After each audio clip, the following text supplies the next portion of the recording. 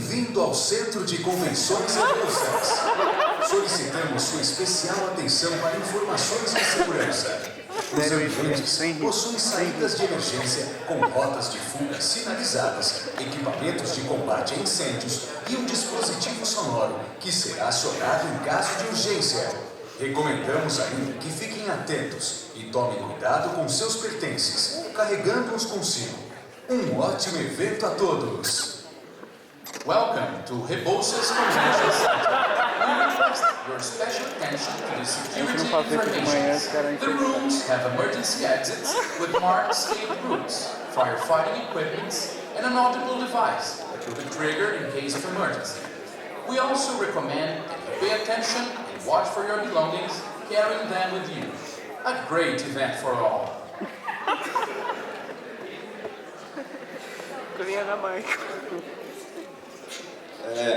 Antes que comece a mensagem em chinês, vou falar um pouco para vocês aqui. A gente já vai dar início ao nosso espaço, mas antes disso, para a gente organizar melhor as nossas atividades, a gente tem a ideia de fazer mais uma mesa aqui às 19 horas com a professora Deise, que é pós-doutoranda em Direito à Saúde e livre-docente das Relações Internacionais, e que viria para falar um pouco sobre a desvinculação do HU e Direito à Saúde. Só que para confirmar esse espaço, a gente precisaria saber quantas pessoas aqui permaneceriam até as 19 horas.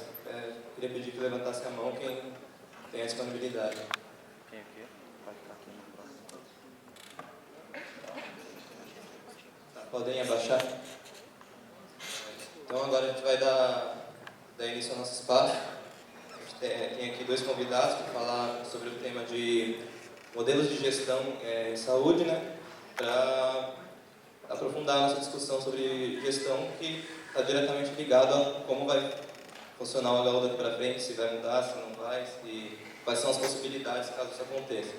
Para isso nós temos aqui o professor Áquilas Mendes, né, que é docente da Faculdade de Saúde Pública, e o professor Gonzalo Vecina, também docente da Faculdade de Saúde Pública e superintendente do Auxílio Libanês.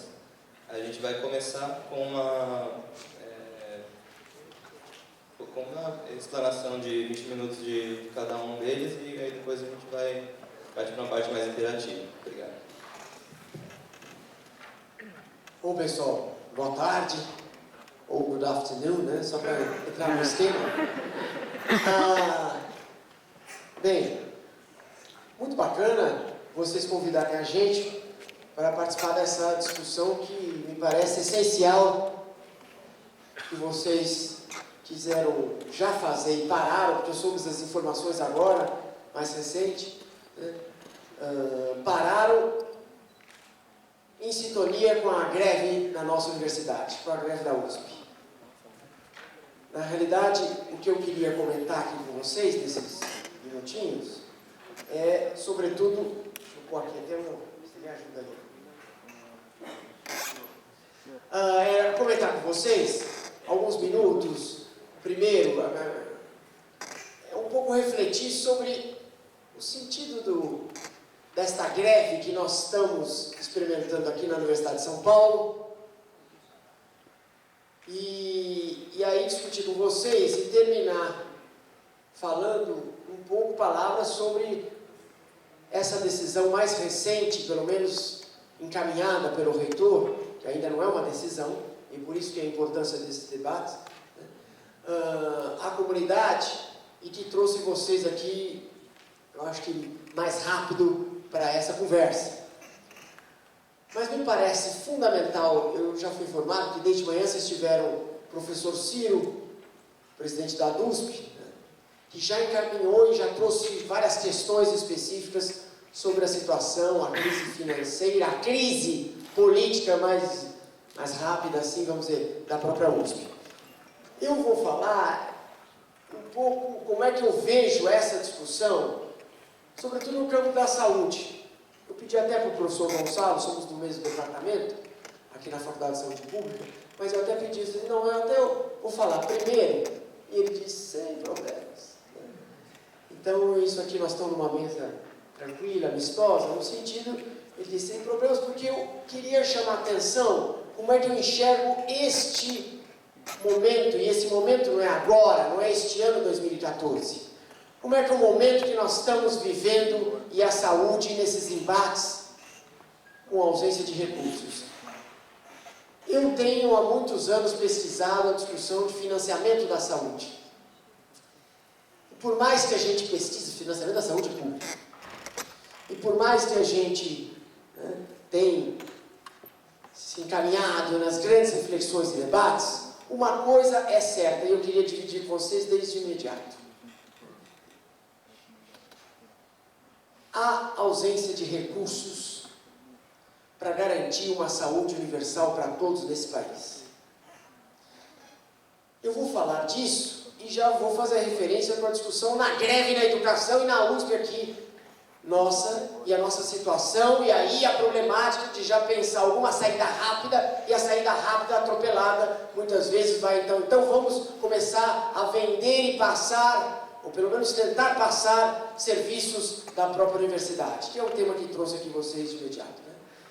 Nessa reflexão que eu faço há muito tempo sobre o financiamento da saúde pública, todos aqui são estudantes de medicina e sabem que neste país aqui, quer a gente goste ou não, nós temos uma Constituição. E essa Constituição, em 88, definiu que a saúde é um direito de todos e dever do Estado. Logo que assim ela definiu, porque não era assim, como vocês sabem, logo que foi definido, a preocupação de imediato também foi refletir sobre como financiar, como garantir a saúde para todos. E desde 1989 até 2013, nós vimos assistindo um desfinanciamento para a saúde universal, para garantir o direito de todos e dever do Estado. Para dar alguns dados, só para vocês entenderem isso, eu já poderia começar a dizer o seguinte: o Brasil, um dado importante, gasta com saúde pública, dados de 2012, que é o que nós temos, porque saúde pública significa União, Governo Federal, governos estaduais, os 27, e as 5.568 secretarias municipais de saúde do Brasil todo. Então, União, Estados e Municípios. Esses três entes que formam o SUS, portanto, o gasto público com saúde, significa 175 bilhões de reais, dados de 2012. Até aí não disse nada para vocês. Esse montante é pouco, é muito. Eu posso então já dizer que os 175 bilhões de reais se refere a 3,9% do PIB brasileiro. Países com sistemas universais como o Reino Unido, França, Alemanha, Canadá, Suécia, gastam no mínimo 8,3% do PIB, em média, com saúde pública. Portanto, o Brasil só pode ser comparado a esses países, jamais com o país latino-americano, porque, además, me gusta mucho los argentinos, los quiero mucho los hermanos, pero a Argentina não é um sistema de saúde universal, portanto não dá para a gente comparar em nenhum país da América Latina, com exceção de Cuba. Porém, Cuba tem um projeto, uma história diferenciada, nós não podemos comparar com o Brasil, um sistema capitalista, não é isso? Bem, então, esse número é importante para dizer a vocês, é muito pouco para ser alocado em saúde pública, tendo em vista que se trata de um sistema universal. Isso se teve claro desde 1989, um ano após a Constituição. Vivemos 25 anos de existência do SUS e continuamos sem uma perspectiva de resolver a questão desse financiamento. Por quê? Porque nós temos fontes complicadas, fontes inseguras, insuficientes, que financiam a saúde universal nesse país. De um lado, como é que financia? Impostos, nas três esferas de governo, mas isso não é o principal. E do outro lado, as contribuições sociais, que incidem sobre a produção, sobretudo sobre a produção, a economia do país. Bem, e na realidade, o que nós vamos ter é uma ausência de definição clara dessas fontes para financiar a saúde. Eu não vou aqui contar toda a história, é claro, meu tempo é muito curto, mas eu quero chamar a atenção de vocês outro dado. Quando saiu a Constituição, havia uma indicação de que, para a saúde pública, o governo federal devesse aplicar 30% do orçamento da Seguridade Social. Vocês não devem saber. Foi-se criado um orçamento em 89 das áreas da saúde, previdência e assistência, áreas de direitos sociais. Por quê? Foi criado separado das demais áreas. Porque historicamente no país sempre a área econômica acabou subordinando as políticas sociais ao seu controle. Por isso sempre faltou recurso social. Eu vou falar rápido e pode ser depois ter várias questões e como é que vocês vão ligar isso à discussão da greve, da nossa situação, da calamidade que vivemos nas universidades estaduais. Bem, então é o seguinte, se fosse aplicado esses 30% do orçamento da Seguridade Social, como havia sido orientado, indicado, 2012, 30% seriam 177 bilhões. Eu disse, mas não foi aplicado, nunca foi considerado esses 30 bilhões, esses 30% do orçamento da Seguridade Social. Se fosse, seriam 177 bilhões só do governo federal. Eu disse que o gasto público conta com 175 bilhões das 3 esferas. Do governo federal, 80 bilhões. Então, isso é só para dar uma dimensão, não sei se ficou claro, o quanto nós vimos perdendo de recursos. Porque, na realidade, nunca foi considerado esses 30%. E, portanto, se tivesse sido, nós não estaríamos na situação que estamos hoje, cada vez mais, com um sistema que avançou muito, mas tem falta de recurso. Falta recurso. E não é uma questão do outro problema, que talvez o professor Gonçalo vai tocar mais. Há um outro problema no Sistema Único de Saúde, que é gestão. Mas tem um problema de financiamento. O que eu quero dizer que não é resolvendo a gestão, por melhor que eu aplique, economize, jogue para cá, eu vou garantir a magnitude de recursos que é necessária. Gestão é um tema importante e sempre precisa ser tratado, enfrentado, melhorado. Isso é uma discussão que tem que ser feita. Porém, por mais que trabalhe com a gestão, que a gente comece a perceber modelos, e essa é uma discussão nossa, mais eficientes, isso não garante o volume de recurso necessário para garantir a saúde universal. Bom, com essa ausência de recursos, ao longo desses 25 anos, tem levado a uma situação muito complicada. E eu quero dizer o seguinte, uma situação complicada que muitos, vocês são jovens, que não percebem que o nosso sistema só tem 25 anos. Só! Muitos aqui têm isso, tem 20, né? 21. Mas, do ponto de vista histórico, os sistemas universais se construíram ao longo de muito tempo. Se nós pegarmos o sistema de saúde inglês, desde 1948, está construindo. Então veja que o nosso é recente, faltam recursos, e numa conjuntura problemática, começando a chegar perto da nossa fala, que até agora eu estou distante. Num tempo complicado, o SUS se organiza diferente dos outros países com sistemas universais, que estruturaram sua saúde universal no pós-segunda guerra. O SUS, quando é criado, 1988, 89, o Brasil vinha de uma crise complicada. Bom, crises, né? Então nós vimos com a famosa década perdida, chamada crise dos anos 80, endividamento e a inflação. Bem, nós também, então o que eu quero dizer é o seguinte, vamos junto aqui, entender o problemático de recurso, tem que entender por que falta. Será que é uma questão de gestão? Eu estou querendo dialogar com vocês que não é somente uma questão de gestão, aliás, não é o principal problema. O principal problema é uma questão de magnitude de recursos. E por que falta magnitude de recursos?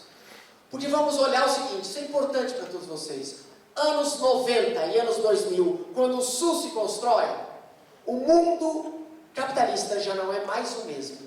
O quê? Você está dizendo? Eu estou dizendo que nos anos 90, sobretudo em 2000, os países não crescem mais do que 3% do PIB. Claro, com exceção da China.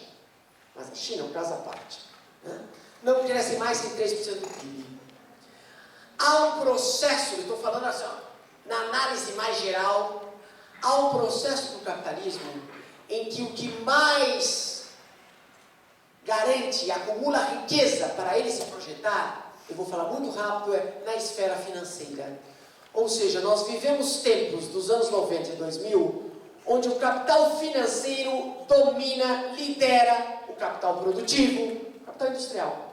Portanto, a riqueza cresce muito mais na órbita da esfera financeira, fazer dinheiro circulando sem sair da esfera financeira. E aí nós vamos vendo o crescimento de fundos de pensão privado, capitaliza recurso, corretoras, fundos de investimento. O volume da esfera financeira é muito forte. E a esfera produtiva, o que ela cresce é sob o comando do capital financeiro, que quer cada vez mais poder gerar acúmulo e riqueza sem passar pelas dificuldades da produção. Porque a produção tem dificuldades. Dificuldade porque ela contrata, porque ela opera sobre linhas, não é isso? Ela contrata trabalhadores. Então, tudo isso é custo, né? Então, o que eu quero dizer muito rápido, que os anos 90 e anos 2000 é chamado na literatura econômica, aliás, eu quero me apresentar, sou economista. Sou economista na área da saúde.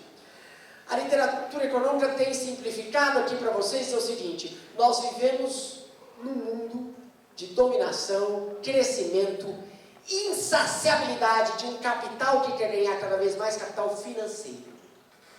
Tudo financiarizado cada vez mais. E aí é o seguinte, esse capital financeiro precisa se movimentar e ganhar recurso o mais rápido possível. Paro por aqui, o plano da análise internacional.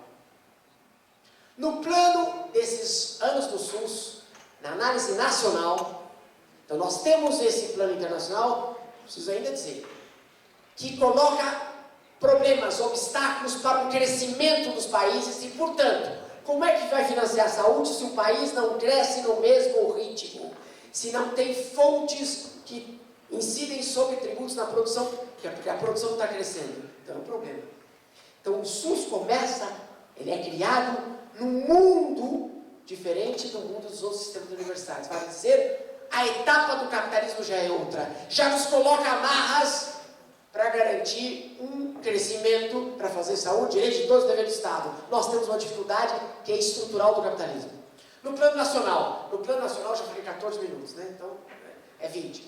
No plano nacional, desde o governo que assumiu, o primeiro governo civil, o governo Fernando Collor, nós passamos especificamente no governo Fernando Henrique, então desde os anos 90, depois do Fernando Henrique II, eu costumo brincar, vocês já vão entender, vou fazer a brincadeira.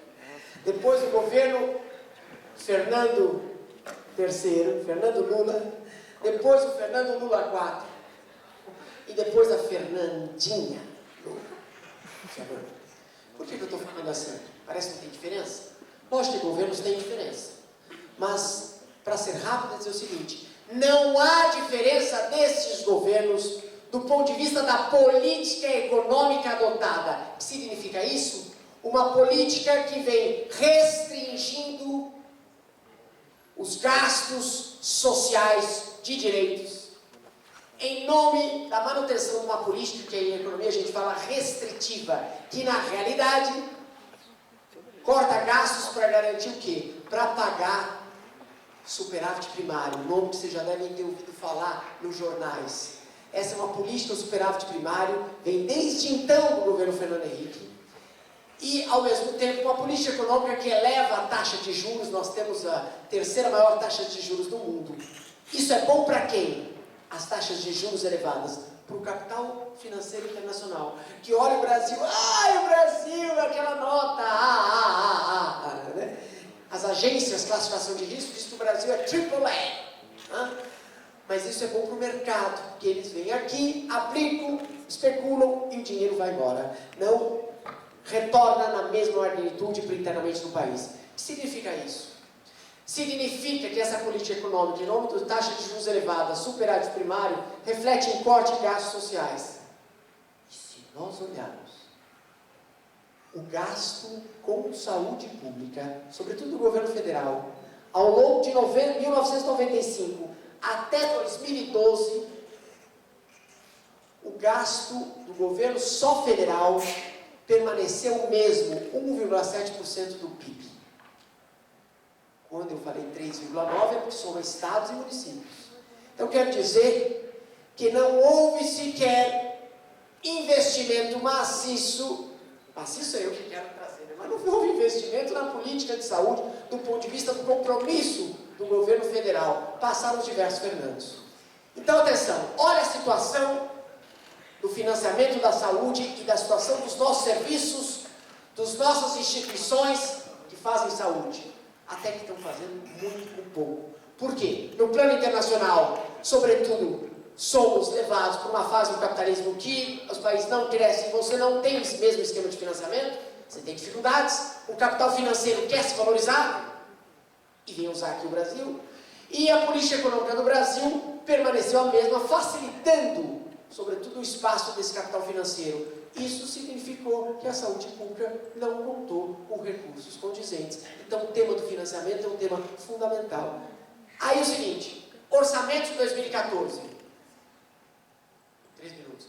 Orçamento de 2014 do governo federal.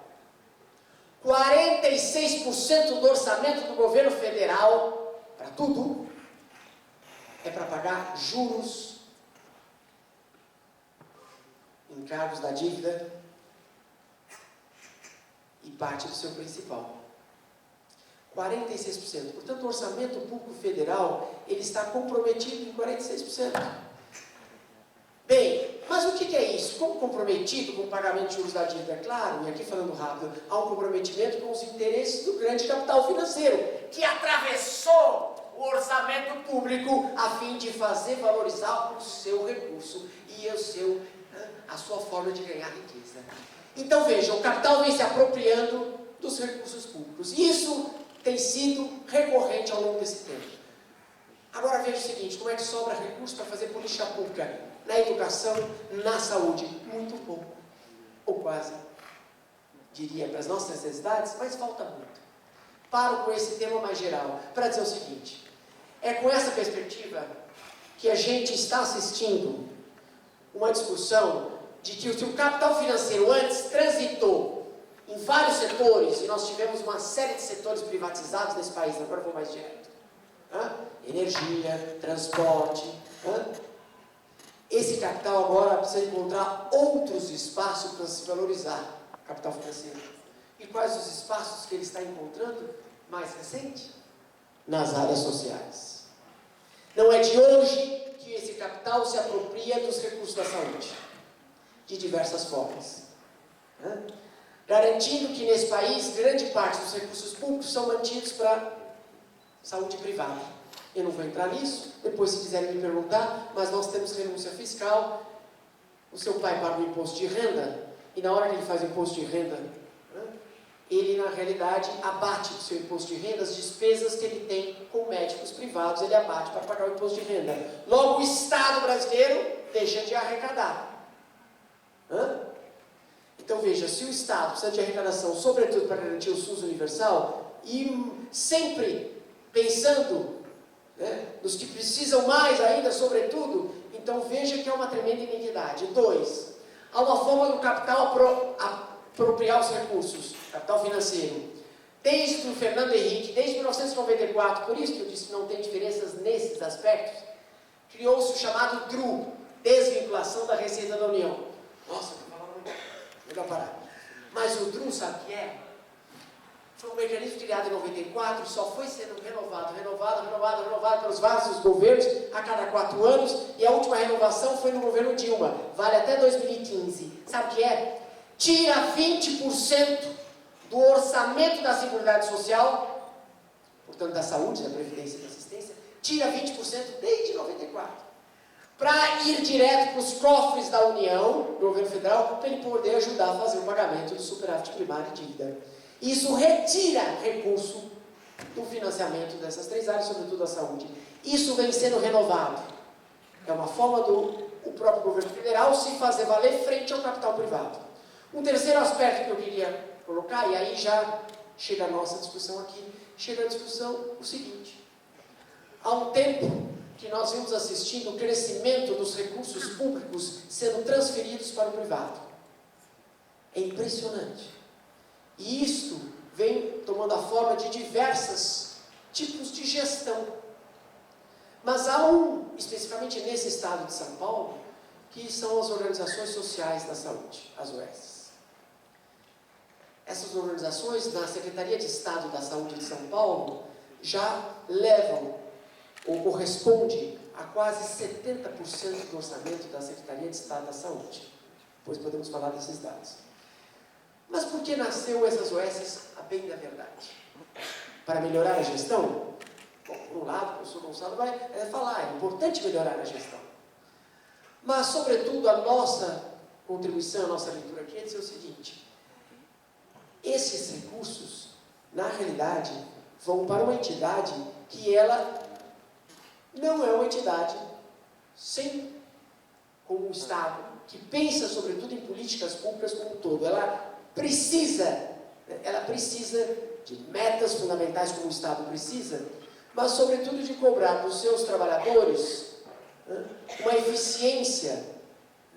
Eu estou falando muito rápido agora, mas vai ter que ser assim.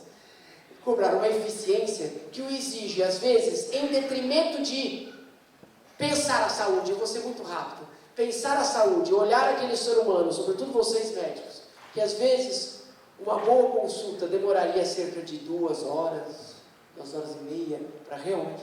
Ele tem que fazer em 15 ou 20 minutos, porque ele tem que responder à meta de produtividade que a OS assim exige. Né?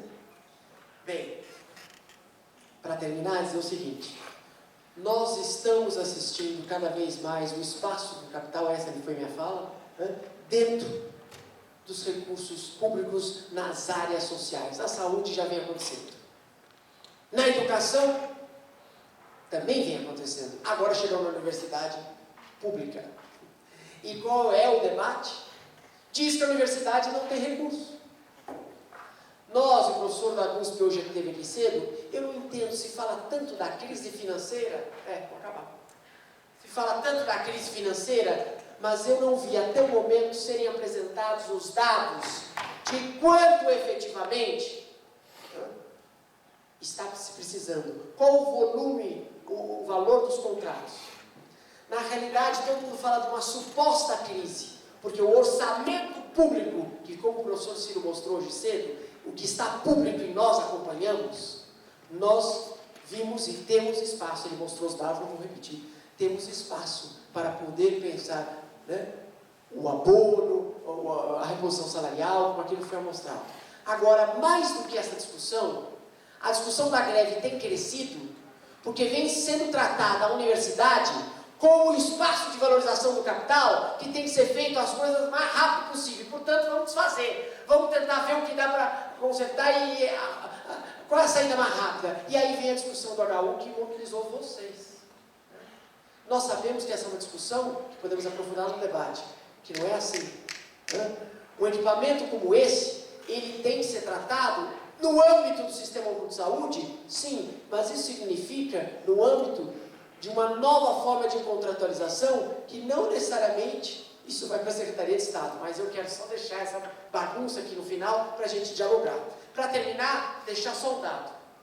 As OS cresceram e elas vêm sendo cada vez mais disseminadas, não só por aqueles que a defendem, mas sobretudo pelos gerentes municipais. Eu fui chamado, antes de vir para cá, pelo Conselho de Secretários Municipais de Saúde, para uma conversa no dia 10 de setembro, com a diretoria do Conselho, porque o presidente do Conselho dos Secretários Municipais de Saúde de São Paulo, eles precisam discutir como fazer jus à resolução 70 do Tribunal de Contas, que define e coloca o problema de legalidade dos recursos que transitam pelas OS.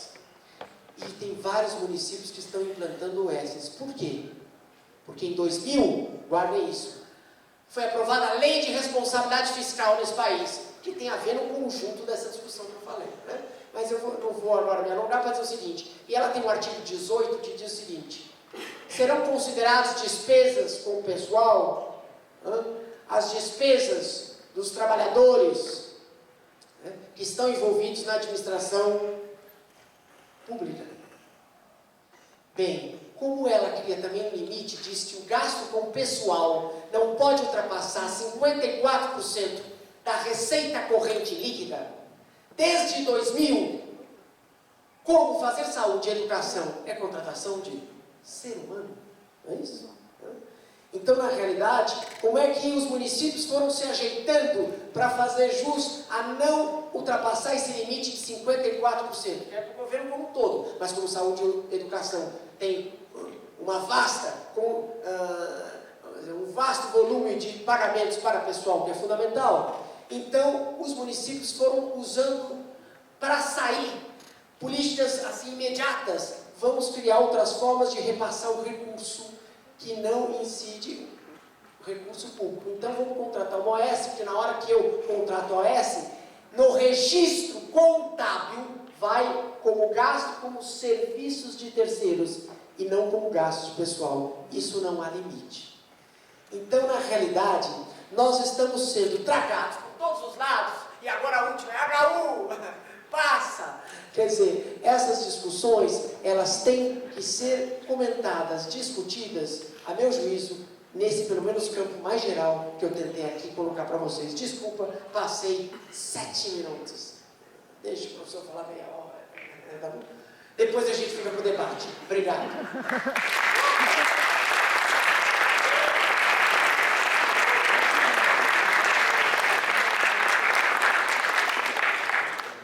Então, agradecemos ao professor Atlas. Agora a fala do professor Bessin. Boa tarde. Vai ser um pouco difícil, porque o Atlas resolveu pôr fogo no cenário. Foi um Atlas. Mas vamos lá. Eu concordo com o que o Atlas colocou em relação ao financiamento, embora tenha algumas discordâncias, eu vou colocá-las aqui a limpo, no que diz respeito às questões que ele chama de privatização. O Estado brasileiro é um Estado que se desenvolve processo capitalista, né? E isso não há como fugir. Boa parte da economia brasileira transita pela área privada, inclusive na área da saúde. Transita e sempre transitou. 70% da rede hospitalar brasileira é privada. Mais ou menos a metade com finalidades lucrativas, mais ou menos a outra metade sem finalidades lucrativas. O que significa ser sem finalidades lucrativas? Que não vai para o bolso de alguém, vai para a instituição o resultado que necessariamente tem que ser positivo. Nenhuma instituição vive tendo prejuízo, ela fecha. Então, para que a unidade continue aberta, ela tem que ter um resultado positivo e esse resultado ele é reinvestido na organização quando se trata de uma organização sem finalidade lucrativa. No caso dos hospitais no Brasil, uma parte importante deles são instituições do tipo Santas Casas, são instituições sem finalidades lucrativas. Essa é uma primeira colocação. A segunda colocação diz respeito à questão específica da gestão.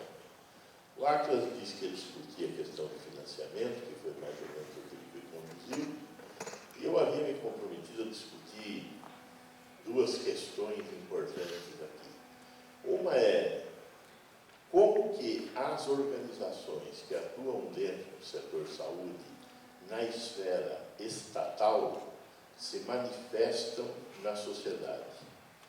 E a outra, a questão dos hospitais, unidades de ensino na área da saúde, que estão ainda hoje no âmbito da universidade. A primeira questão, que é a questão da gestão propriamente dita, é algo que a gente vem discutindo há bastante tempo. Quer dizer, há muito tempo temos observado que a capacidade de produzir resultados dentro da esfera estatal é menor, menos eficiente do que na administração privada. Dentro da administração pública, para se contratar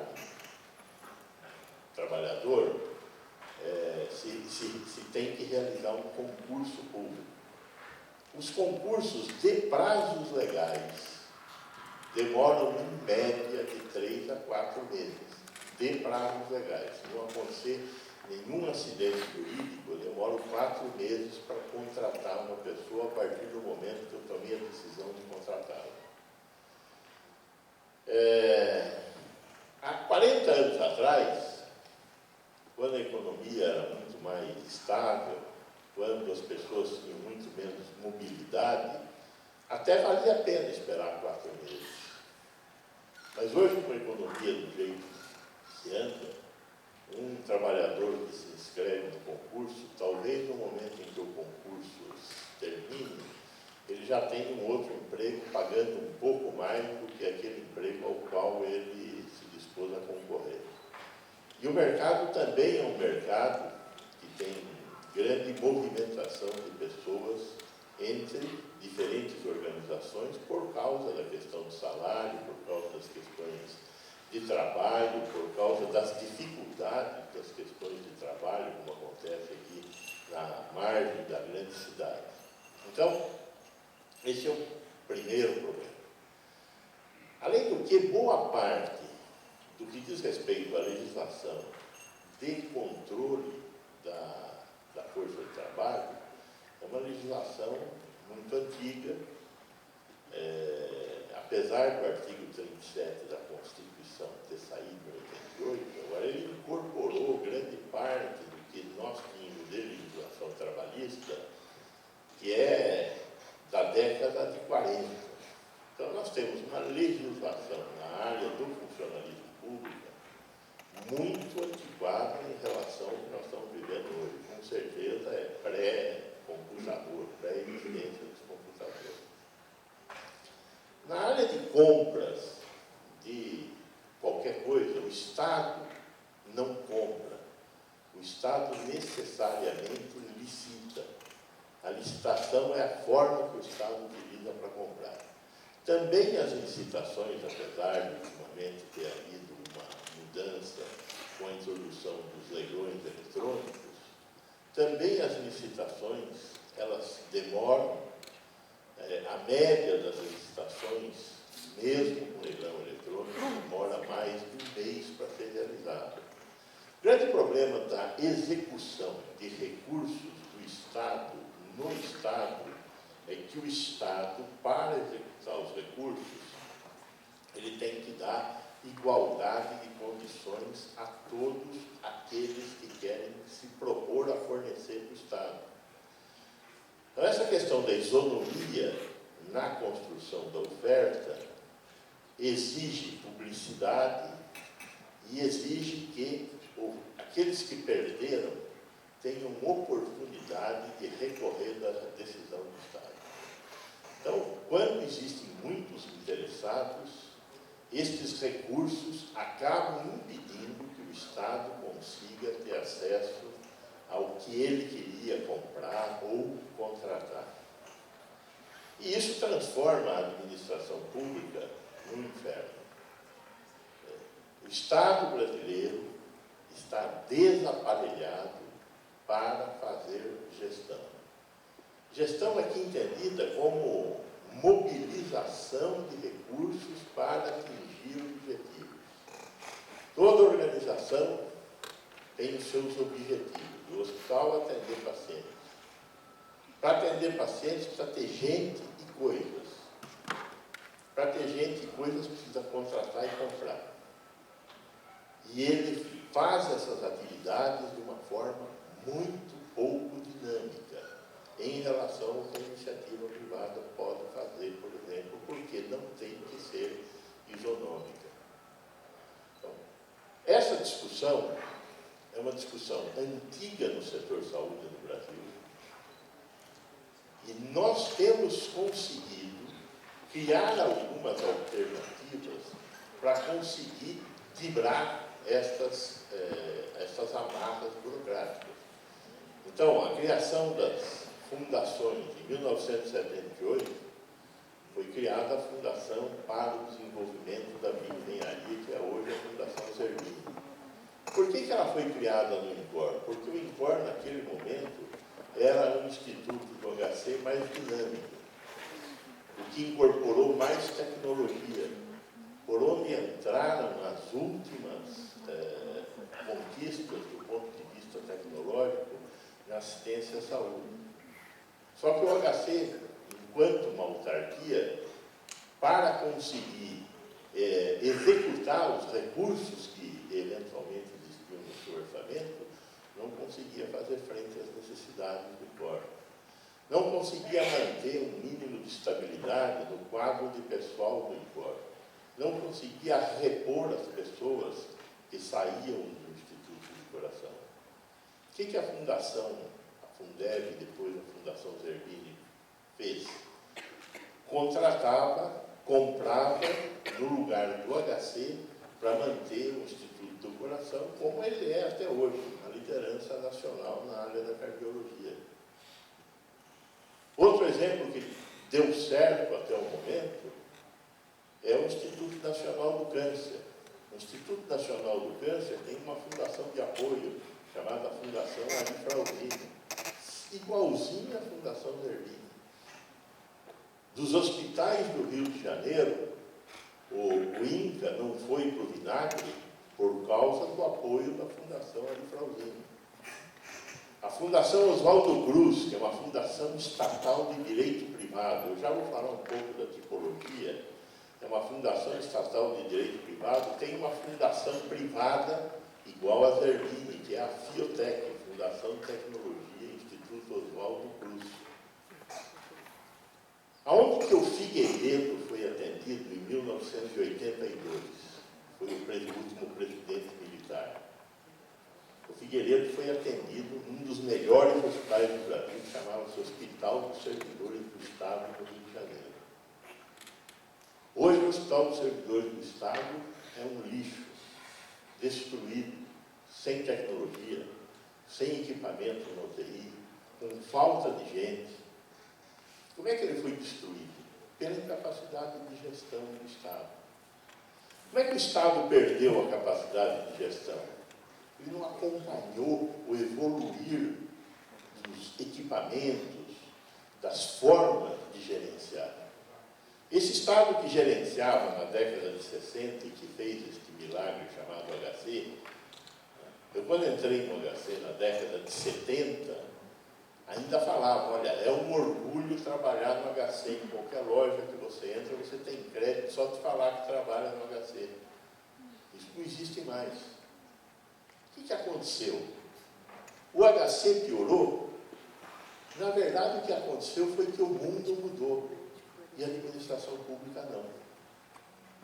Enquanto o mundo mudou e a administração pública não mudou, ela se tornou muito menos eficiente e a tal ponto que essa perda de eficiência está comprometendo a eficácia, a sua capacidade de atingir objetivos. Hoje nós estamos discutindo como sair disso sem fazer uma reforma de Estado. E aí vieram essas alternativas que estão aí. Primeira grande alternativa, a criação das autarquias de regime especial. O que é uma autarquia? É a administração indireta. A administração indireta, direta é como a secretaria faz. Diretamente o Estado gerencia. A administração indireta é uma autarquia. O que é uma autarquia? É uma personalidade jurídica instituída por lei que tem um orçamento próprio, só. Para comprar, licita, para contratar, concursa. A USP é uma autarquia. Só que é uma autarquia cuja lei de criação, que é uma lei especial, uma lei complementar, criou uma condição a mais. A USP tem autonomia política. E essa autonomia política que a USP tem é dada pelo seu financiamento próprio.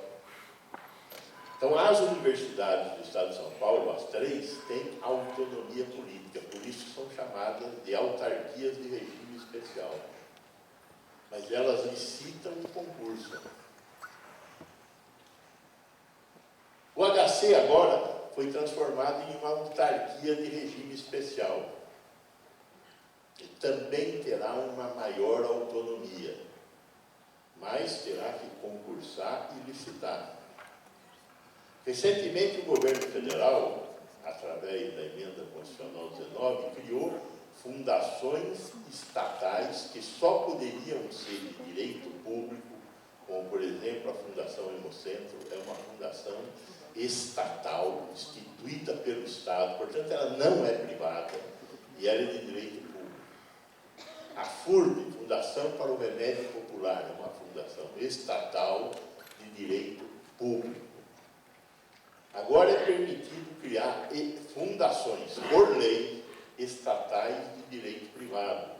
Na Bahia tem lá uma fundação estatal de direito privado para ajudar na contratação de pessoal da Estratégia da Saúde da Família. Vem funcionando lá. Essa é uma outra alternativa. E ainda existe a empresa pública. Existe um hospital que desde 1970 é um hospital estatal que funciona com a personalidade jurídica de empresa pública, que é o Hospital da Faculdade de Medicina da Universidade Federal do Rio Grande do Sul. Ele é uma empresa pública. No caso dele, ele faz um concurso um pouco mais liso, mais rápido, porque a lei que o instituiu permite fazer isso. E também ele não compra como se fosse uma licitação, ele tem um caderno de regras de compra mais simplificado do que um órgão da administração direta. O Sara Kubitschek, que é um dos bons exemplos de funcionamento de instituições estatais, ele tem uma outra personalidade jurídica do direito privado, embora instituído pelo poder público, que é a figura das pioneiras sociais. É um serviço social autônomo, semelhante ao SESC, ao SESI, ao SENAI. SESC, SESI, SENAI são instituições estatais, públicas, que não licitam e não concursam, e onde também o trabalhador pode ser demitido de forma imotivada. Ou seja, não existe estabilidade no emprego.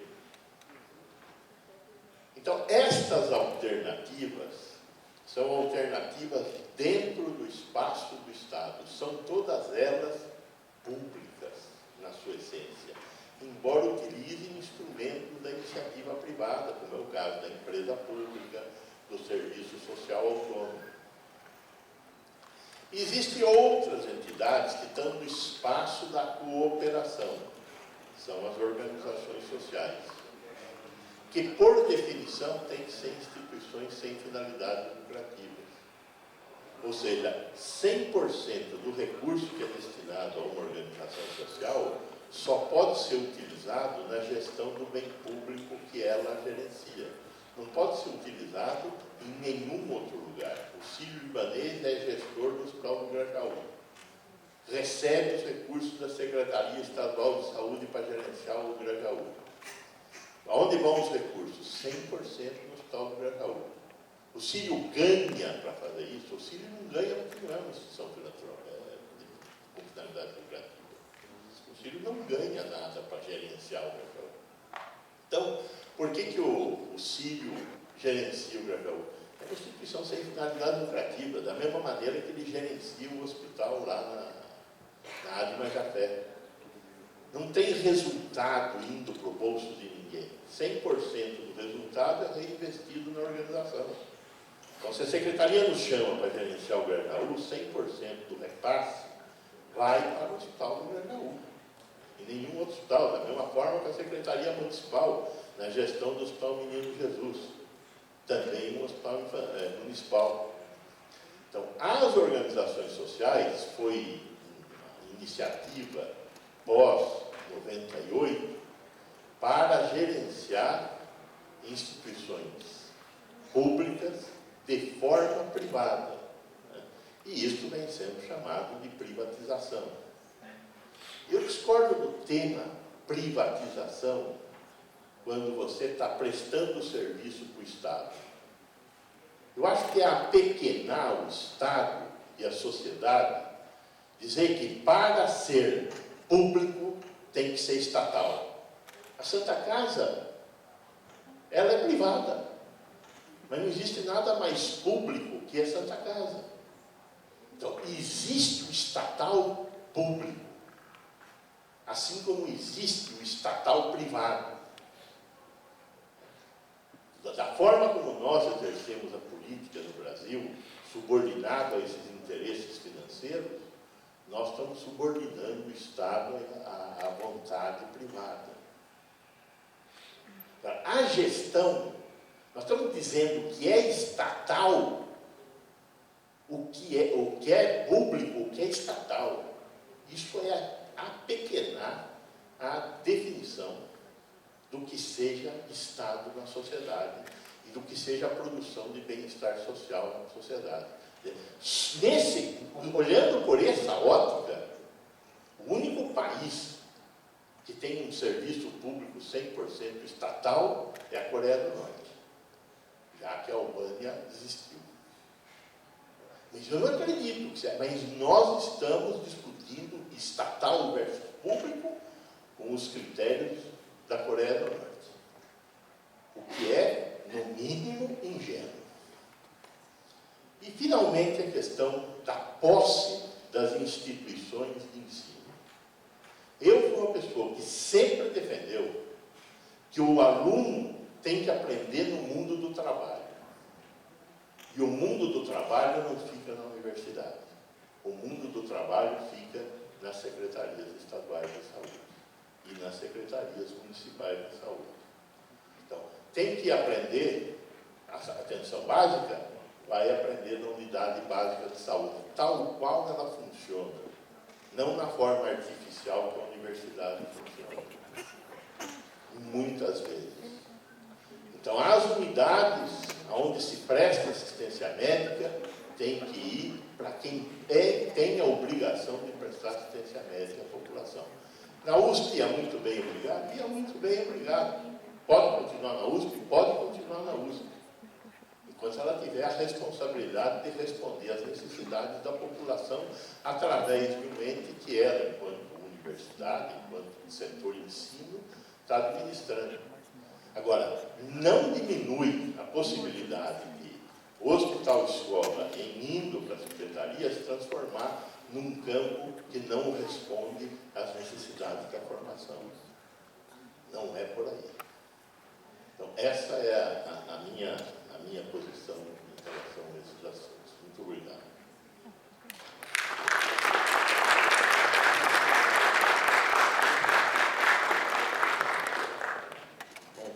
Agradecemos a fala do professor Gonzalo. Agora a gente vai abrir uma primeira rodada de perguntas. Eu gostaria de pedir que quem queira fazer perguntas possa ficar aqui nesse canto por enquanto. E, bom, vamos começar então.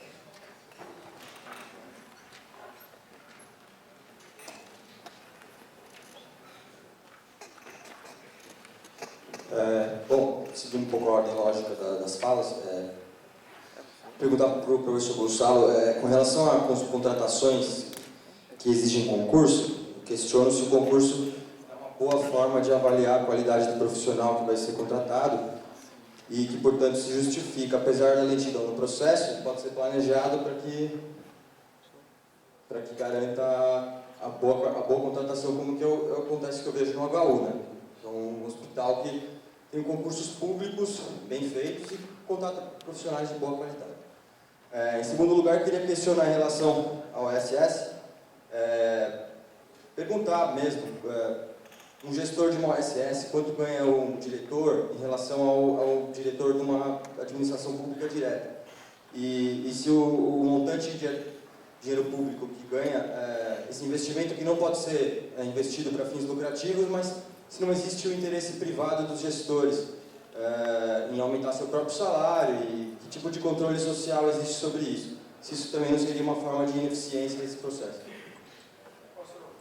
Meu nome é André. Veja bem,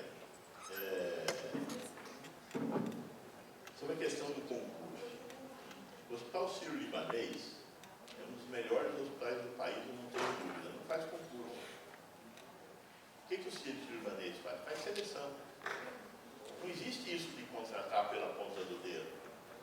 contratação tem que ser feita através de algum tipo de processo que dê transparência a essa contratação. Como é que o Hospital Sírio-Libanês compra? Compra através de leilão eletrônico. E quando o produto é muito importante, quando ele é muito caro, eu sento na mesa como responsável pelo hospital para fazer a negociação. Agora, na negociação, eu faço o melhor negócio. Eu não faço o melhor negócio que o meu concorrente, o meu fornecedor está propondo. Eu faço o melhor negócio com a instituição. E você não leva nenhum? Seria uma boa pergunta que você poderia me fazer. Eu não levo. Você acredita? Ah, não acredito. Então me controle. O grande problema da gestão é a transparência e os instrumentos de controle.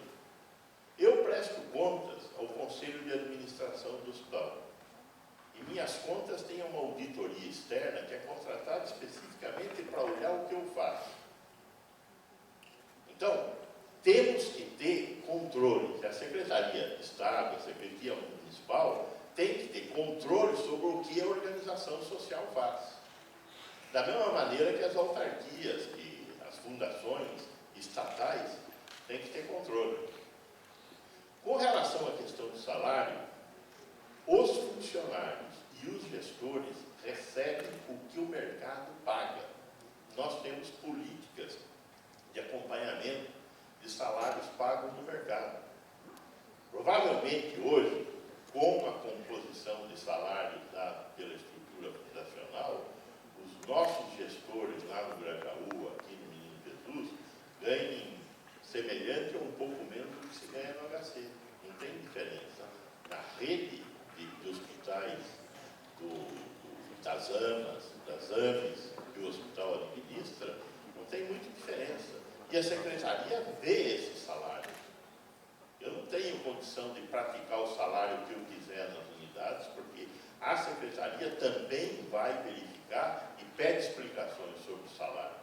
Da mesma maneira, os tribunais de contas da União, do Estado e do município verificam como eu estou gastando, no que eu estou gastando, se existem preços distorcidos em relação às outras organizações sociais. Então, essas grosserias não tem como acontecer. Tem jeito de roubar? Onde tiver um homem, tem jeito de roubar. Tem jeito e é possível. Agora, ele pode ser pego, se você quiser pegar, pode ser pego, mas para isso você tem que criar um sistema de controle para que isso aconteça. Existe como criar um sistema de controle. Algumas das OS já foram trocadas. O Hospital do Grajaú mesmo está nós estamos num hospital cuja organização social saiu. Em outros, nós já tivemos umas 4 trocas de organização social no Estado de São Paulo, por diversas razões. A secretaria resolveu pôr uma organização social diferente. Então, tem que ter controle, tem que ter transparência para a sociedade de como essas organizações funcionam. Agora, a proposta para o HC, para o HU, é vir fazer parte da autarquia do HC. Não tem nada de diferente nisso. É sair da autarquia especial USP e vir para a autarquia especial HC. Então, aí é só uma questão de achar que a universidade é que tem que ser o lugar onde ficam os hospitais, e aí nós temos que pegar o HC e pôr dentro da universidade, porque aí ele está no lugar errado.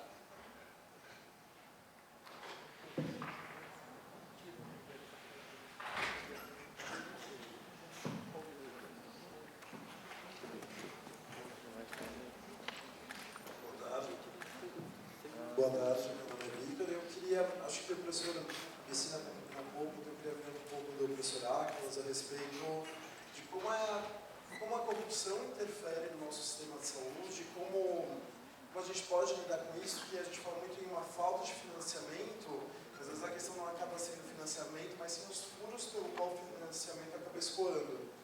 E também, talvez tocando um pouco no assunto, a Fundação Zé Plínio que foi tocada, e ela própria já foi condenada a ressarcir dinheiro pelo SUS por uma administração. Então, como a gente pode lidar com esses assuntos e como a gente pode trabalhar nesse sistema, essa questão que é Brasil da corrupção.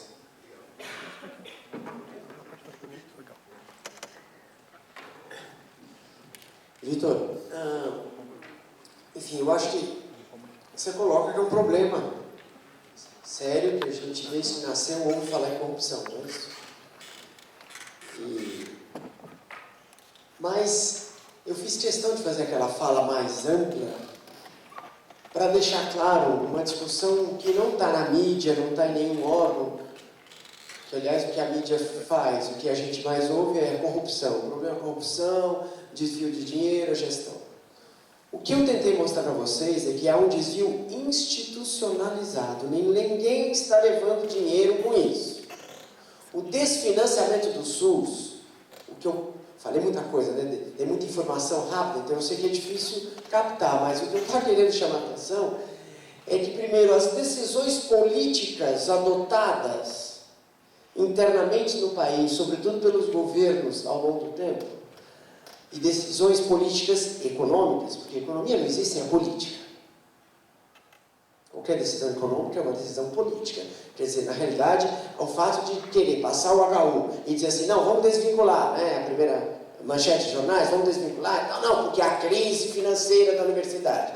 Quer dizer, não é uma questão econômica, simplesmente, é uma questão política, porque vocês chamaram um debate urgente para ficar aqui 2 dias, um dia e pouco, refletindo, porque a passagem do equipamento, com a sua importância histórica que tem, né, não é simplesmente uma questão financeira, porque por detrás disso é um hospital, escola, tem uma formação, que aliás não tem uma formação direta nas secretarias, porque formação, como eu entendo, né, a formação ela passa por um aprofundamento do conhecimento, o sentido de saúde, que não necessariamente é você trabalhar no mundo do trabalho, porque o mundo do trabalho, na realidade, tem a ver com o mundo do trabalho capitalista, cada vez mais ser eficiente. Bom, falei disso para dizer o seguinte, como é que eu penso.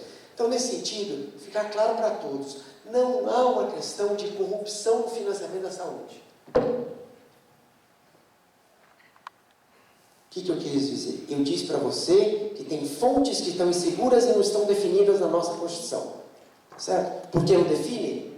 Falei também que são retirados recursos do orçamento que a saúde pertence, que é a Seguridade Social. É um mecanismo que foi aprovado, é uma emenda constitucional aprovada e ela dura 4 anos e todo governo põe de novo para o Legislativo aprovar para renovar. Tira 20%, que é a famosa DRU. Isso é uma coisa que não é corrupção, é institucional, está tirando. Isso é uma decisão política, por isso a gente precisa saber, para até poder, estamos na época agora, né, de eleição e tal, a gente tem que saber quem é que propõe acabar com a DRU para ajudar o financiamento da saúde. Quem é que propõe enfrentar a lei de responsabilidade fiscal, que vem tirando recurso público e transferindo para entidades privadas, seja elas lucrativas ou sem fins lucrativos. E o Estado, o problema é de gestão, não é, porque eu disse a vocês, eu dei os valores, por que eu dei os valores? Por isso que é bom, foi legal você perguntar para mim, eu dei valores para dizer que por melhor que faça gestão, por melhor contrato que se organize com a entidade X, com a fundação tal, e que faça lá metas específicas para o recurso ser usado mediante aquela meta, jamais chegará o recurso alocado a isso na magnitude que se necessita. Então, há um problema de decisão política e econômica nesse país e que a gente precisa dar a par. E que não é um fato que quando eu disse para vocês o período, eu falei, é claro que a saúde nesse país é privada e pública, desde o nascimento lá, desde os anos, se vocês verem, o professor Gonçalo até apontou muito bem a questão das Santas Casas, entidade, né, de filantrópica, e tem participação aí, privada e filantrópica, privado não lucrativo, né? Agora, o Estado brasileiro foi um Estado que, ao longo de sua história, quem estuda saúde pública vai ver que ele foi tragado pelo privado dentro do público, né? E assim foi. O que chama a atenção é que dos anos 90 e 2000, isso ficou bem pior, não só pelo Brasil, mas no mundo. Aquilo que vocês ouviram falar rápido, aqui a gente nem mencionou, mas talvez a palavra mais rápida, né, e possa entender. O mundo foi atravessado pelo neoliberalismo, isso é como se diga, né, claramente. O que é o neoliberalismo? É uma política econômica que defende o mercado e se transforma numa visão de mundo, e portanto uma ideologia que também... Então, na realidade, essa política foi fazendo e desmontando as estruturas importantes do Estado, e a concepção de política pública, ela foi sendo levada para a ideia de que ela tem que ser eficiente. Eu quero usar essas palavras, porque muitos utilizam a palavra eficiência, eficiência, eficiência, eficiência. Bom, dentro do sistema capitalista, na economia, eficiência significa custo-benefício. Obter o maior resultado com menor recurso empregado. Isso é eficiência. Bom, eu já tenho dificuldade quando a gente vai discutir saúde na concepção como se estruturou no Brasil, o SUS. Essa noção de eficiência ela tem que ser, no mínimo, relativizada, retrabalhada. Não pode ser utilizado no mesmo arcabouço da iniciativa privada. Então, Vitor, eu quero deixar claro o seguinte, eu já estou me alongando com a resposta, mas o que eu quero dizer é que não é uma questão problema do recurso, não tem recurso e problema de corrupção. Desvio institucionalizado. E, portanto, que dá para a gente dizer, falar contra e modificar. Corrupção, eu não sei te responder, porque eu não tenho dados, como eu pesquiso, você não tem dados de quanto efetivamente está se corrompendo, alguém tem algum banco de dados que dá quanto foi corrompido? Não se tem. Então a gente fica falando, né? Agora, é claro, se na gestão, como disse o professor Gonçalo, o processo de licitação, o tempo que se demora, corrupção é no público e no privado. Eu não vou aqui ficar citando exemplos, né? Mas eu sou muito chamado por laboratórios privados e indústrias farmacêuticas privadas para eu falar de financiamento público. Cada vez mais. Sabe por quê? Porque eles estão todos muito interessados. Quanto de recursos tem o SUS? Porque vendem serviço e cada vez mais querem se apropriar desse recurso. Eu falo de financiamento público. Mas a ponto que eu cheguei numa grande empresa e ela me disse o seguinte, olha, nós somos aqui vendedores, eu não vou citar o nome da empresa, mas ela disse o seguinte, olha, nós estamos abismados, porque o Estado de São Paulo, a gente vende muito dos nossos produtos para várias OS. E já tivemos problemas com várias OS, sendo o seu produto não, porque ele é mais caro do que o outro. E o produto dessa empresa é um produto. Não tem mais, tá? Pessoal, só para organizar um pouco melhor o nosso espaço, a gente vai passar a fazer as perguntas em bloco, acho que de 3 em 3, e delimitar em 1 minuto as perguntas. Vou pedir para o Vitor avisar. Pode. Eu sou o Chico, já falei aqui hoje, professores. As perguntas vou resumir bastante, assim.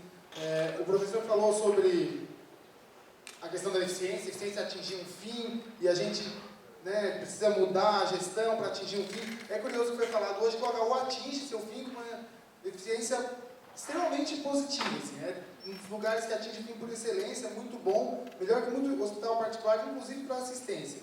E aí, por que a necessidade de alterar o jeito de gestão para atingir um fim que já vem sendo atingido a despeito da dificuldade com o aumento de demanda e não aumento de verba, né? Mas ainda assim consegue atingir. E queria debater um pouco diferente do que tem sido colocado, de educação médica, porque o professor falou que a gente tem que aprender do jeito que é no mercado. Só que é muito difícil, no meio médico, a gente, do jeito que é no mercado, simplesmente entrar no hospital e atender. Porque para nosso aprendizado exige-se toda uma alteração no funcionamento. Ou seja, não dá para a gente entrar e manter do jeito que é. Se a gente entra, a gente altera o funcionamento.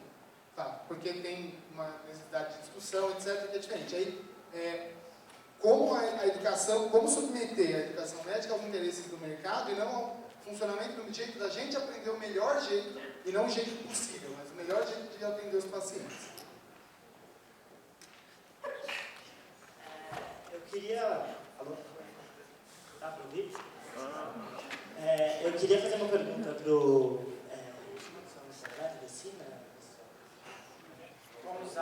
Gonzalo Messina. Para o Gonzalo Messina, ele disse que as OS têm um compromisso com o reinvestimento na saúde pública e que 100% do que elas recebem reinvestido na gestão pública. Primeiro, eu tenho uma pergunta, eu não sei se a maioria das OS elas têm transparência, se elas têm as contas abertas, mas eu sei que isso não acontece em algumas. Eu sei também que, como você falou que 100% é na gestão pública, mas eu já ouvi relatos da Fundação Faculdade de Medicina dizer que a gente tem uma taxa de serviço de 10%, não sei se é 10%, eu estou chutando o valor aqui. E também os funcionários do Sírio não trabalham nesses hospitais, eles não têm um conflito de interesse vinculado a isso e tal. Eu não entendi assim, se você pode dizer que tem realmente esse compromisso e tal, porque esses salários não são divulgados. Eu tinha uma outra pergunta, mas eu deixo para a próxima rodada. Obrigado. Meu nome é Fernando Esquerro. Eu gostaria primeiro de reforçar o ponto que o X colocou, de como que a presença do aluno altera o fluxo do atendimento, e comentar que eu vi uma palestra de um determinado administrador lá na FEA, palestra que citou o exemplo. Ele estava dizendo como as faculdades de administração deveriam modificar a sua dinâmica, inserindo o aluno no mercado de trabalho para que ele aprenda, saia da faculdade sabendo criar uma empresa. E ele cita, ironicamente, justamente a formação médica como exemplo de uma faculdade que transforma, ao longo de sua duração, um não profissional em um profissional eficiente. Então, como que essa formação médica, que é um ícone do que é uma formação adequada de um profissional, pode ser mantida jogando num estabelecimento para onde que não foi criado para dar essa formação. E agora, muito rapidamente, qual que é a participação do sírio-libanês, o interesse do sírio-libanês ou da instituição relacionada a ele, que tem começado a assumir agora esse novo papel de organização social em diversas localidades. Qual que é o interesse do sírio-libanês em exercer essa atividade, além de filantropia, né? Eu quero entender qual um comentário sobre isso, por favor. Bom, número 1. A Paulista forma gente ruim. O hospital dele não é um hospital privado. O Hospital São Paulo é uma organização privada administrada por uma entidade civil sem finalidades lucrativas chamada SPDM, Sociedade Paulista para o Desenvolvimento da Medicina. A Santa Casa forma maus alunos? Tem uma faculdade de medicina lá dentro. O HC é campo de residência de vocês? Não está dentro da universidade. Então, essa questão do HU é um problema do reitor. Então, ele está tirando de dentro da quarta parte do ICMS que ele recebe um pedaço chamado HU e está pondo aqui. E o Estado está aceitando tirar isso da saúde, porque a saúde vai ter que pagar essa conta do HU indo para o HC. Então, agora, a forma como vocês estão colocando esse negócio, tem que ser um hospital-escola, que isso muda. Se muda e não responde, é porque você está distante do mundo do trabalho. E só no mundo do trabalho é que você vai ter uma formação melhor. O mundo do trabalho é o melhor mundo para ter uma formação adequada para aquilo que você vai fazer aqui no Brasil. Isso é uma coisa que nós já temos resolvido faz tempo. Quando nós começamos na década de 70 a discutir a integração docente-assistencial, o que nós estávamos discutindo? Era levar o aluno do espaço do trabalho. O internato rural em Minas Gerais, o que era o internato rural em Minas Gerais? Então, sobre isso, pode perguntar aí para os sábios da faculdade do Instituto de Pedagogia Médica, que as respostas vão se encaminhar por aí. Com relação ao sírio-libanês, o sírio-libanês criou uma organização chamada Instituto de Responsabilidade Sírio-Libanês, que é outra personalidade política. 100% dos recursos que o governo municipal e o governo estadual colocam dentro do Hospital Sírio-Libanês, eles colocam nessa instituição. Essa instituição é um CPF diferente, registro de pessoas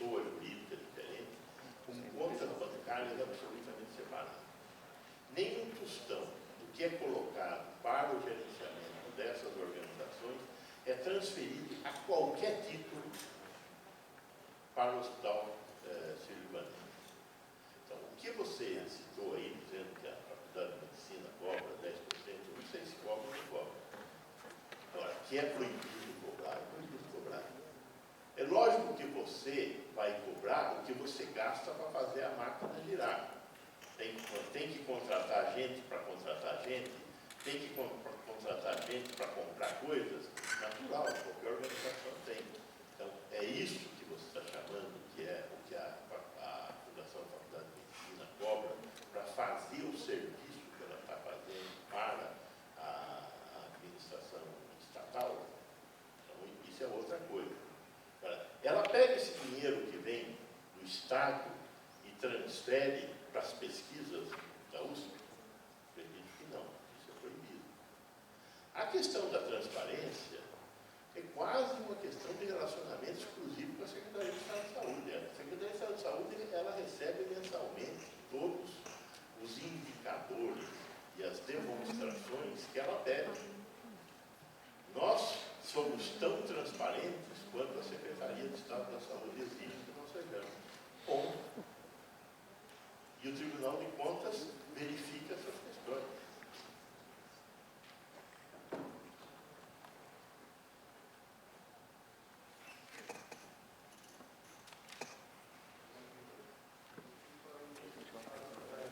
Podemos passar para o nosso...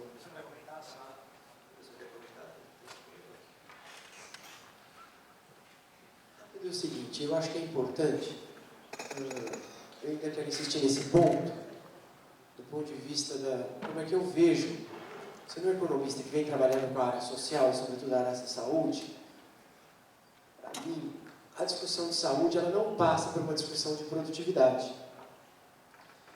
Nesse sentido, nós estamos falando da emancipação do homem, e para isso a formação ela é fundamental. E o HU, por exemplo, ele já ser um hospital escola e atender a população, os trabalhadores e ao mesmo tempo funcionários da USP, a discussão inclusive em consonância com o SUS de ele cada vez mais abrir para a população como um todo e atender, e como fazer isso é uma discussão que tem que ser cada vez mais aprimorada.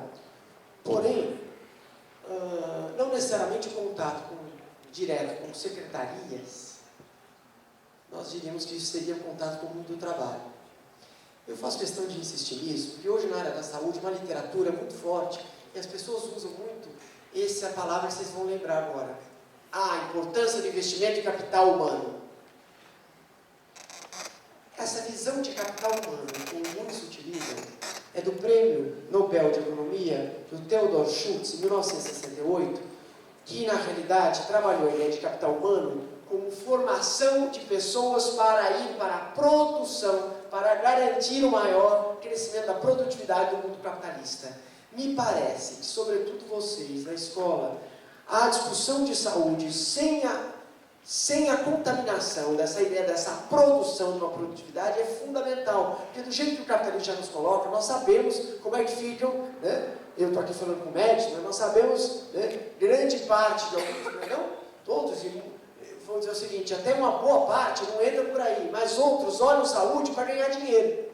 Eu dou aula em economia e eu chego ao meu aluno e falo assim, professor, eu quero fazer economia para ganhar dinheiro. Eu falo, para, porque então você está falando de uma outra economia. Quero dizer a vocês que tem visões e tem visões. Então é importante isso que fique marcado. Na realidade, a discussão de formação para o mundo do trabalho, isso não quer dizer que é claro que você vai se formar e você vai trabalhar, mas você precisa ir para o trabalho já com uma concepção exatamente de que mundo de saúde você pretende atuar. Podemos partir para a próxima rodada de perguntas, mais 3. Então, mas antes disso, os senhores precisavam ir embora que horas, na verdade? 6h30 se a gente vai. Já são 6h27 agora.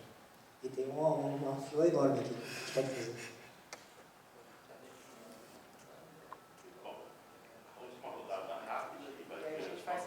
Obrigado mesmo. Vou gravar 10 minutos. A primeira coisa que eu queria perguntar para os senhores é os dois discursos iniciais que ponderaram, então, mudanças no mundo atual em relação aos 25 anos anteriores à criação do SUS. Só que daí as conclusões viram diferentes, né? Então, algumas abordagens diferentes na área dos dois pontos que vocês levantaram. Eu queria que os senhores comentassem, até do ponto de vista acadêmico, de que forma que essas duas concepções da mudança do mundo, esses 25 anos de criação do SUS, uma que pondera o financiamento, que fala que o sistema é subfinanciado, daí, isso não digo da fala do professor, mas muito do que eu ouço, do que é comentado, é que existe uma série de interesses por parte disso.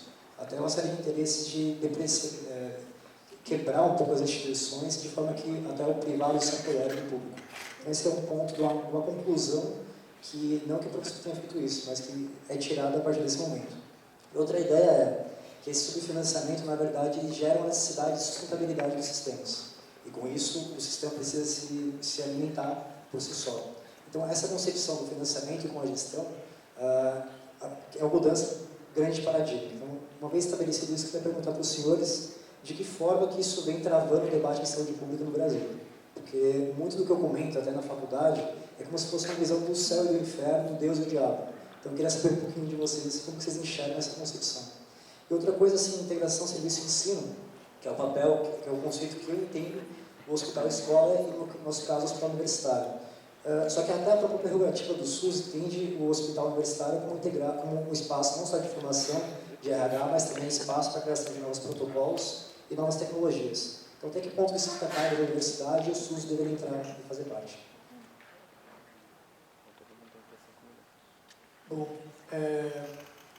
nós vimos algumas falas anteriores em que algumas pessoas, quando relataram a situação do HU, disseram que, mediante alguns problemas, principalmente durante a crise da dengue, houve maior flexibilidade da instituição, do corpo multidisciplinar de se adequar à nova situação, mostrando ali uma interação social que, em termos de qualidade de serviço, se mostrou eficiente, enquanto que vê-se uma dificuldade maior disso acontecer dentro do HC, de forma que há uma diferença qualitativa entre as duas instituições na opinião pública dos alunos. De certa forma, pelo menos os discursos que foram apresentados aqui. E é apresentado um modelo de gestão que pauta a eficiência como se fosse algo descolado do impacto que isso tem para a mente humana. E aí eu não consigo pensar numa concepção de eficiência de custo-benefício como algo que não reificasse a pessoa e tornasse ela cada vez mais uma máquina produtiva, e de um outro lado uma relação que tem uma relação mais afetiva com o espaço, reivindicação de direito. E aí eu questiono se a efetividade é custo-benefício ou se é uma qualidade em que a pessoa, como no caso do HU, oferece serviço com mais prazer. É isso.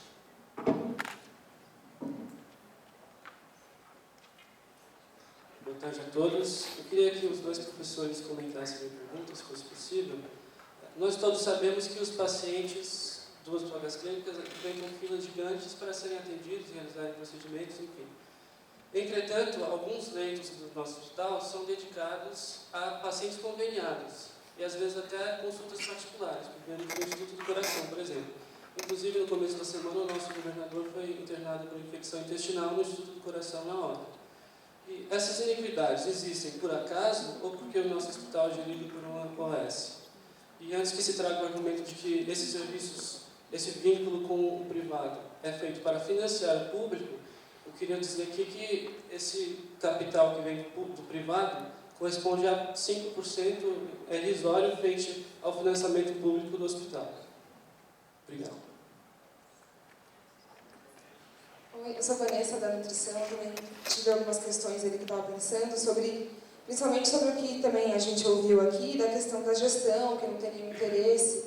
E eu lembro de uma história que aconteceu há um tempo atrás, de uma OS, gerida pelo Santa Marcelina, que não distribuía camisinha para os pacientes, porque ela era uma OS religiosa e que isso não estava dentro das suas diretrizes religiosas. Eu queria que os professores comentassem um pouco isso, que é uma questão importante para a gente debater. Né?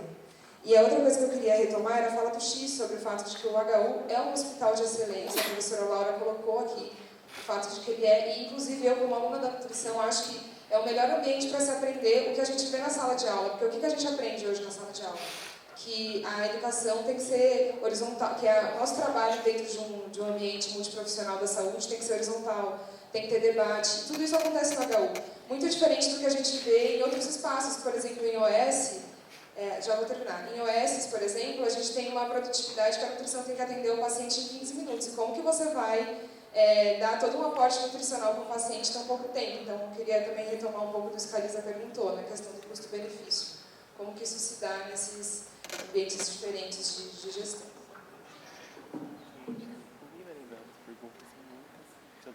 Eu sou falso na saúde pública, a minha fala vai em consonância com a do Murilo. Eu queria perguntar, tentando fazer o link da questão do financiamento que o professor Águas falou, e como o professor Gonçalo falou dos diferentes cursos personagens de atividades jurídicas, que então não seria o subfinanciamento colocado pelo professor, que é institucional, dado que desde 94, como foi falado aqui, já existe esse mecanismo das DRUs, de retirada de parte do dinheiro do orçamento da Seguridade Social, uma forma de sucatear o setor público, e aí, nesse cenário, surgem as organizações sociais, tentando, de alguma forma, mostrar uma nova forma de se fazer gestão, dizendo que vai conseguir gerenciar melhor. Então, eu queria colocar isso. Também, por exemplo, quando a gente tem a lei 141, que regulamenta a emenda constitucional 29 e não define parâmetros, por exemplo, em relação ao repasse do governo federal, e traz que os governos estaduais devem colocar 12% e os municipais 15%, e hoje a gente vê que, na verdade, os municípios, em grande parte, estão colocando, em média, 30% do dinheiro, que causa esse subfinanciamento, e aí vem essa questão de que a administração privada, nesse sentido, vai conseguir administrar melhor. Então, me parece que essa é uma decisão política que deve ser colocada em discussão. Obrigado. Eu quero dizer mais um comentário do que uma pergunta. Eu compreendo que a gente deve aprender no meio do trabalho. Eu acredito que o HC cumpra esse papel. E eu não sou contra as fundações. Eu acredito que a Faculdade de Medicina e o HC seriam bastante diferentes sem a Fundação Faculdade de Medicina. Mas eu acredito que o HU seja como uma princesa dos contos de fada, e meio romantizado, e que é um hospital realmente diferente, diferenciado, em que a gente realmente aprende com mais calma, com mais tranquilidade, um ensino com excelência. E acho que aprender com o trabalho, nós já temos o HC e não precisamos que o HU mude dessa maneira. Boa noite, eu sou Eduardo, da Radiologia aqui do HC. Eu tenho uma pergunta, porque esse processo de autarquização foi levantado em hipótese que poderia abrir espaço para uma dupla porta no HU, mas não foi comentado, isso foi levantado por sindicatos, por exemplo, o Sintus. Mas o que eu gostaria de saber é a opinião a respeito do fato que já existe uma dupla porta no HU. Uma pessoa, por exemplo, que pertence ao Sintusp ou outras entidades da USP, né? Da comunidade USP, conseguiriam agendar uma consulta lá em uma semana, porque tem um método, uma agenda alternativa para a comunidade USP, enquanto um membro da comunidade carente do São Rito demoraria meses. Então, eu gostaria de saber como é que fica essa história dessa dupla porta que já existe lá.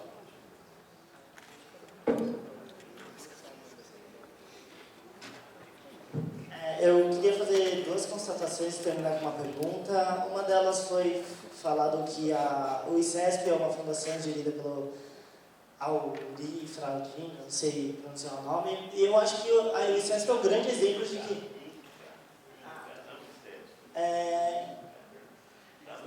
mas de qualquer forma, você falou do INCA, mas você citou o ICESP anteriormente. Não, o INCA e a fundação ali para o Tá, de qualquer forma, vou passar para outro ponto. Você disse uma coisa que até agora não foi dita em nenhum ambiente, nem no relatório oficial do reitor, de que passaria para uma autarquia do HC. E eu fiquei meio surpreendido assim, com isso, porque a gente não está sabendo disso, eu fiquei meio surpreso. Assim. No relatório, ele fala de uma autarquia especial, ele não cita do HC. queria pedir para agilizar um pouco. Tá, eu vou agilizar. É que eu fui interrompido diversas vezes. E outro ponto que eu acho importante citar é que você falou, o médico da Paulista é um bom médico. É um bom médico, mas a professora Laura, que trabalhou com gestão disso, falou na mesa anterior, ela disse que muitos médicos e alunos da Paulista, eles buscam, e de outros hospitais, buscam outros serviços, buscam saídas do estado da cidade de São Paulo para procurar outras OS, outros hospitais para se formar, porque o ensino nas OS é muito ruim. Então, eu queria comentar esses 3 pontos. Eu tenho quase certeza que você falou do ICESP, mas de qualquer forma eu passo a minha vez. Agora os professores têm 5 minutos para considerar as perguntas e fazer um encerramento. Olha, podíamos partir da premissa que tudo que foi falado aqui é verdade. O único problema é que não é toda a verdade. Nós estamos trabalhando com verdades parciais, que nos alimentam cada um. A Laura veio aqui e falou um monte de verdade. Ela não falou nenhuma mentira aqui. Eu também não falo mentiras. Eu tenho um compromisso com o que eu faço, com o que eu penso e com o que eu ensino. O que eu acho é que vocês têm que construir o que vocês acham do mundo a partir do que vocês estão sabendo. E a partir do que vocês saberão. O problema do Brasil é um problema civilizatório. Tudo que o Átila colocou aqui sobre financiamento diz respeito a como nós vamos fazer essa sociedade ser uma sociedade mais inclusiva. Como construir uma sociedade mais inclusiva? Quais são as alternativas que nós temos de financiamento do setor saúde, sabendo que nos últimos anos 40, 50 milhões de brasileiros estavam abaixo da linha de pobreza, eles vieram à tona como cidadãos. E que continua tendo 40 milhões de brasileiros abaixo da linha de pobreza e que não são cidadãos, portanto. Então, esses desafios não tem como a gente discutir que possa ser resolvido por qualquer discurso que não mude a atitude dos nossos políticos que nos representam, porque nós os elegemos. Então, nós temos que dar continuidade à condução dessa política e elegendo gente melhor para representar o povo brasileiro. As diversas questões não dá para discutir. Não dá para discutir. Tem coisas importantes aí, como essa questão do ensino, e eu acho que na faculdade de medicina tem gente adequada para discutir essa questão do espaço de trabalho, do caso do HC, e essa visão um pouco romântica do HU em relação ao HC. Eu nunca tive essa visão em relação do HU em relação ao HC. Acho que o HU é um hospital tão bom quanto o HC e vice-versa, e conheço os dois por dentro. Agora, acho que essa é uma construção dessa consciência que vocês têm que construir aí hoje, no dia de hoje, nessa discussão que estão levando aqui para terem uma posição frente à proposta da reitoria.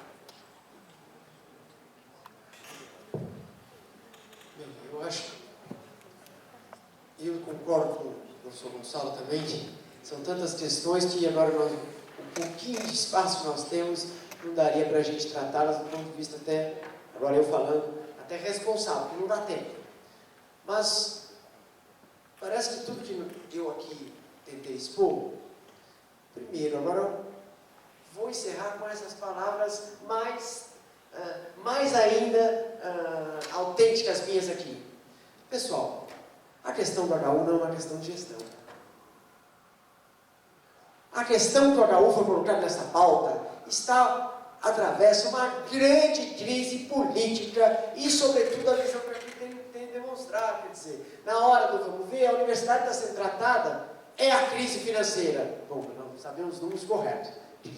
E aí é o seguinte, vamos ver o que a gente consegue se livrar. Por isso a palavra, desvincular. Desvincular. Bom, foi dito aqui por vocês, pelas intervenções, né, que falar em desvinculação com equipamento que tem uma história de formação, com um trabalho, mas uma outra perspectiva, quer dizer, não é assim, não é em 2 dias, não é o que o reitor coloca para terça-feira, vai ser decidido no conselho universitário. Esse conselho não vem se reunindo, agora vai se reunir para para dizer de uma coisa tão fundamental na formação e no debate sério de profissionais como você? Não dá. Não dá. Por isso nós precisamos entender o quadro que eu tentei aqui mostrar a vocês. É assim, Fausto, vem numa pancada, cada vez mais, um desmonte da tentativa de uma perspectiva de um Estado que tenha responsabilidade pública para cada vez mais tornar mais forte um processo já histórico no nosso país. Porque a gente precisaria discutir o Estado brasileiro, nós não vamos entrar nisso. Mas qual que é a perspectiva? De privatizá-lo por dentro. E cada vez é mais presente. E agora chegou na educação, na saúde, com muita força. Nós temos que parar, e bacana que vocês pararam, dizendo assim, olha, para! Nós não temos como chegar na conclusão da melhor gestão para terça-feira, ou para... O que é isso? Estão querendo tomar a gente aqui nessa universidade como o quê? Um bando de uma comunidade, que é um bando de imbecis, que o reitor, então, com uma varinha, agora vem e vai decidindo. Você veja como não está claro? Você tem razão quando perguntou que, mas é autarquia? Uns sabem, outros não sabem, porque teve acesso ao documento. Não foi a comunidade toda que teve acesso ao documento. Nós vimos agora na porta aqui, que a pauta do CO, porque o Fausto trouxe lá, conseguiu, né, Fausto? Estava lá falando nessa questão da autorização, mas foi uma surpresa para nós, professor Marília, a Laura, que estavam ali fora. Então é o seguinte, não dá para a gente discutir isso dessa forma soldada. O que é importante é que vocês abrirem o debate, mas espero que esse debate permaneça aberto, porque estamos longe de resolver a situação da crise, agora, da universidade, como esse reitor vem pautando. E ele vem pautando, e dizer que nós somos autônomos em relação ao governo é uma brincadeira. O Ciro aqui mostrou que os 9,57% já vem sendo tratado de uma forma completamente não responsável, porque vem se tirando recursos. Então, a rigor, esse é um debate que envolve o governo do Estado. Então, atenção, não vamos deixar agora nos levar para uma questão que é um mero modelo, quem sabe, eu tenho um melhor modelo, ele tem um melhor modelo, ele tem um melhor modelo, e vamos ver um modelinho mais rápido para a gente acertar. A questão não é de um modelo técnico, a questão é, sobretudo, de uma concepção política. Que universidade, que ensino, que formação queremos. Obrigado, pessoal. Um abraço.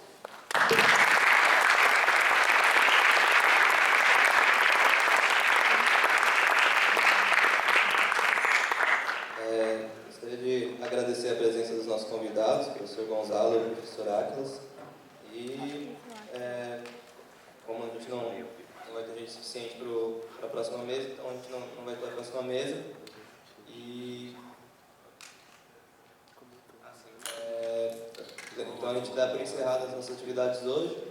Amanhã, às 10 horas no HU, vai ser a nossa... A gente vai ter uma mesa lá e a concentração para o CO e vai seguir. Muito obrigado.